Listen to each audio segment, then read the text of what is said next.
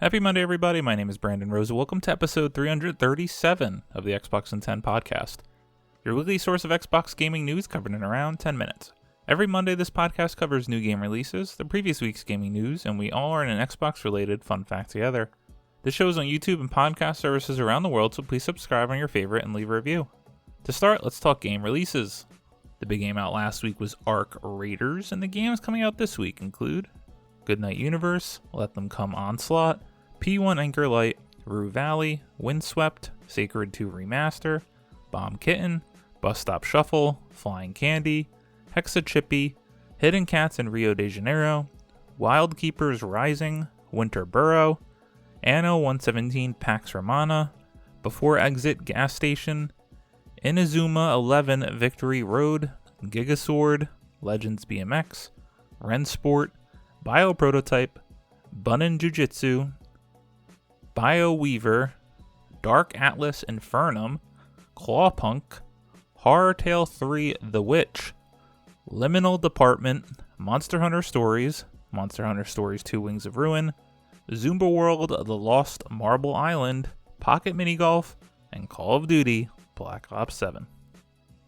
There are some new games you can now play on Xbox Game Pass and or are coming soon, and they include the following. You can now play Dead Static Drive on Cloud Console and PC, Sniper Elite Resistance, Cloud Console and PC, Egging On, Cloud PC and Series X and S, Whiskerwood, PC, Void Train, Cloud PC and Series X and S. November 11th, you can play Great God Grove, Cloud PC and Series X and S, Lara Croft and the Temple of Osiris, Cloud Console and PC, and Pigeon Simulator on Cloud PC, Series X and S.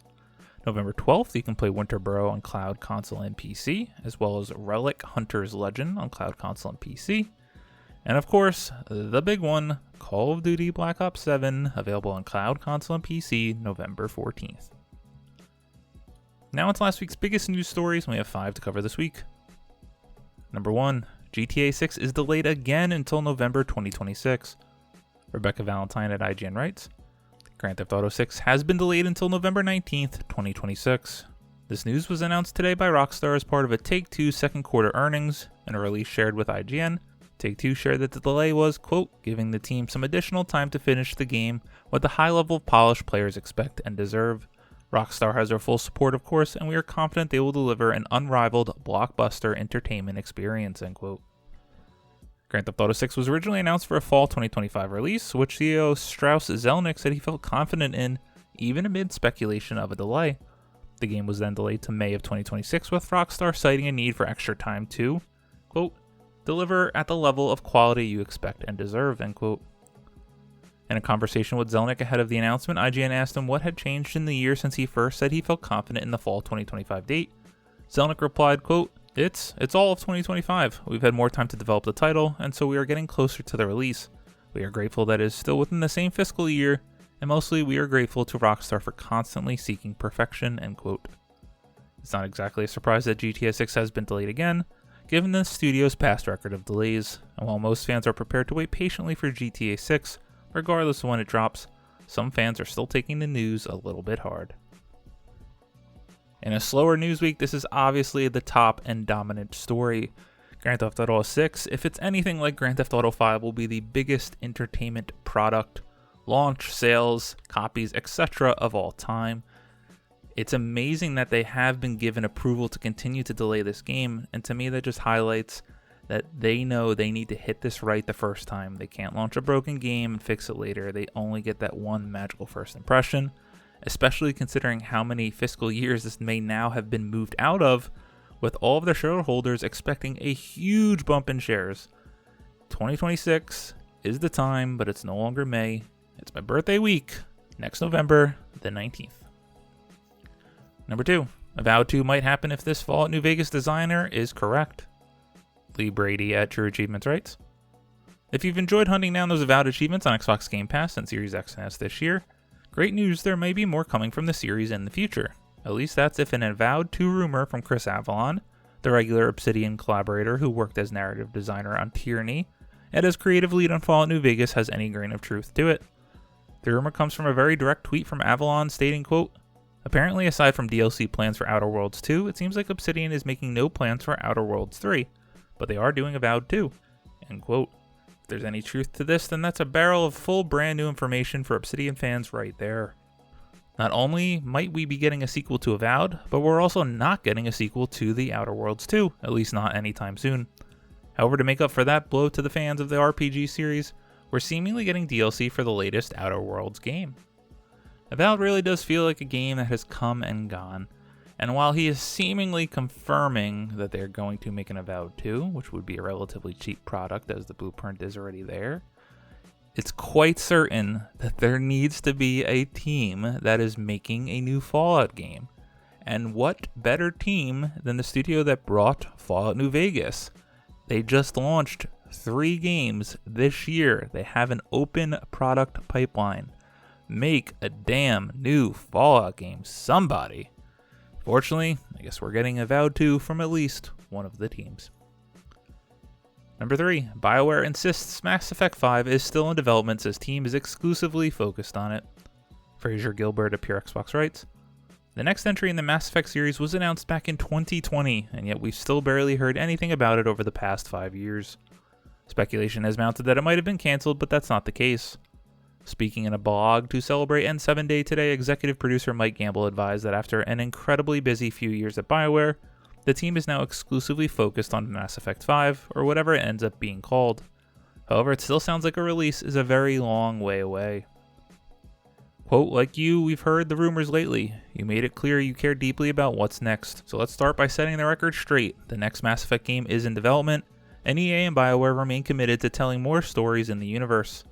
The truth is the last few years have been an incredibly busy time at BioWare, but currently the team is heads down and focused exclusively on Mass Effect. We have a lot of universe to cover, lots of features to build, and lots of romances to figure out. We are excited by what we're building, and we promise you when we're ready, it'll be a lot of fun to show, end quote. That's basically it for now. All we've seen in recent years are a teaser trailer and a few bits of artwork, so we're assuming BioWare is not yet ready to give us a proper glimpse at how the next Mass Effect game is shaping up. Isn't it crazy that they did show that first teaser trailer all the way back in 2020? It's now November 2025, and we're not even a day closer to this game actually coming out, and might be farther away from the game than when it was announced. I can't see this game possibly coming out in the next 3 years at this point, so this seems like this could be, and should be, a next generation game. As for Mass Effect, they are working on the Amazon TV series at least. We'll see what that's about. Video game projects have been more hit than miss lately, which is nice, and they did announce during N7 Day that this will explore a new story, but in the original trilogy's timeline, set after the events of the 3rd game. Interesting. Number 4, Marvel 1943 Rise of Hydra has been delayed indefinitely. Sean Lawson at True Achievements writes, it's a sad day for gamers everywhere, as not only has another massive title been delayed for a second time, but now Marvel 1943 Rise of Hydra has been delayed again as well. We have not been given a new release window, leaving us scratching our heads wondering when this game might drop on Series X and S. Skydance Games has to say this on the matter, quote, at Skydance Games, our goal is to deliver unforgettable premium games that honor the characters and worlds we are fortunate to work with. Marvel 1943 Rise of Hydra is an ambitious project, and we are committed to ensuring it meets the level of quality that our team, players, and fans expect. To fully realize our vision for Marvel 1943 Rise of Hydra, we've made the decision to shift our release window beyond early 2026. We are grateful for the passion and support from the community and players around the world. The team is working hard to create something truly special, and we look forward to sharing more with you as development progresses, quote. Funnily, this isn't the first time Marvel 1943 Rise of Hydra and GTA 6 have been delayed, around the same time as each other. Back in May 2025, both titles were delayed into 2026, after having aimed to release in 2025. While Marvel 1943 no longer has a concrete release date to look forward to, let's just hope this is the last of the delays going forward for either title. This isn't too surprising, but again, why are these studios putting dates and even release windows if they really cannot hit it? How do you go from a 2025 release date to delayed indefinitely? And Amy Hennig, who is behind this game, who I don't believe has released a game since Uncharted 3 after leaving Uncharted 4? What is she doing? It's been a very long time since she has released a project. I am a big Marvel fan. I'm excited to see more from this game. But once you tease a game and then you don't show up for years and years, hard to really be excited about you. And number 5, some of Disneyland's best rides are heading to Fortnite for the first time. Tracy Brown at LA Times writes, Disneyland is going to Fortnite. Launching Thursday, Disneyland Game Rush is a new island that will bring some of the happiest place on Earth's most popular rides into the Fortnite sandbox for the first time. As part of Disneyland's 70th anniversary celebration, the limited time experience includes minigames inspired by attractions such as Star Wars Rise of the Resistance, Web Slingers as Spider-Man Adventure, Space Mountain, Indiana Jones Adventure, Matterhorn Bobsleds, Guardians of the Galaxy Mission Breakout, and Haunted Mansion. The in-game island will also feature a replica of the 70th anniversary sculpture inspired by Sleeping Beauty Castle, as well as glimpses of the theme park's familiar landmarks, including the Incredicoaster and Pixar Pal Around across the virtual skyline. Players who complete the island's minigames will collect keys that can be used to unlock Disneyland 70th themed island exclusive cosmetics, so players will be able to show their Disney spirit.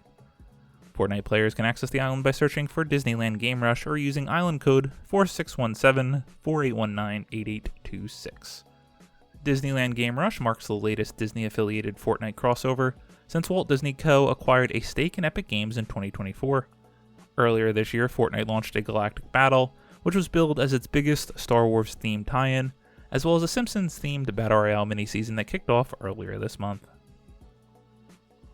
I gotta say, this does look very cool for maybe a few minutes, but if you're a kid, this has just gotta be paradise. If maybe you can't afford to get to Disneyland, that you can play it in the game that you're already playing all day long. Very cool, and I might check it out one of these days. As always, we end our show with a fun fact about Xbox, and we've done this before, but I think it's just so interesting now that Grand Theft Auto has been delayed again to talk about the franchise's history and when all these games were released. Notice how frequently to infrequently they came out. 1997, Grand Theft Auto. 1999, Grand Theft Auto London 1969, Grand Theft Auto London 1961, and Grand Theft Auto 2. 2001, Grand Theft Auto 3. 2002, Grand Theft Auto Vice City. 2004, Grand Theft Auto San Andreas and Grand Theft Auto Advance. 2005, Grand Theft Auto Liberty City Stories. 2006, Grand Theft Auto Vice City Stories. 2008, Grand Theft Auto 4. 2009 was Grand Theft Auto 4 The Lost and Damned, Grand Theft Auto China Wars, and Grand Theft Auto The Ballad of Gay Tony. Jump ahead to 2013, Grand Theft Auto 5 and Grand Theft Auto Online. And now, if it holds, maybe it goes to 2027, who knows? 2026, yes, 13 later from Grand Theft Auto 5 will be, hopefully, Grand Theft Auto 6. Maybe this will be the first game I actually beat in the franchise. Thank you all for listening to the Xbox in 10 podcast, your weekly source of Xbox gaming news covered in around 10 minutes. If you like the show, please subscribe to your favorite podcast service, share with your friends, leave a review, and follow on all social media at Xbox in 10. This past week, I finally completed my Outer Worlds journey, completing the DLC, Murder on Eridanos, and if you did like the base game but maybe never played the DLC, I gotta give shout out to these two pieces of DLC in Peril and Gorgon and Murder on Eridanos. They were very good. Some of the most memorable DLC I have played in a long time. Continued playing some Battle Royale, Battlefield 6 Red Set goodness. Still really enjoying my time with that. And Ark Raiders. Trying to find more time to grind away in that. My name is Brandon Rose. You can follow me on Xbox at Brosa93. Hope you have a great week. Stay safe and keep on gaming.